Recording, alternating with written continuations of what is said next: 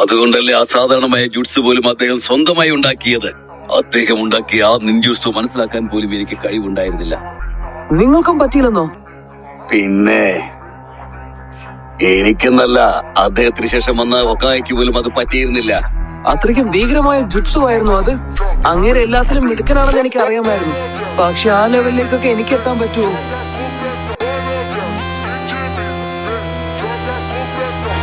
നോക്ക്, അതുപോലെ എക്സ്ട്രാ ഓർഡിനറിയായ ജുട്സുവിനെ മറികടക്കാൻ കഴിവുള്ള ഒരേ ഒരു ഷിനോബി മാത്രമേ ഇവിടെയുള്ളൂ.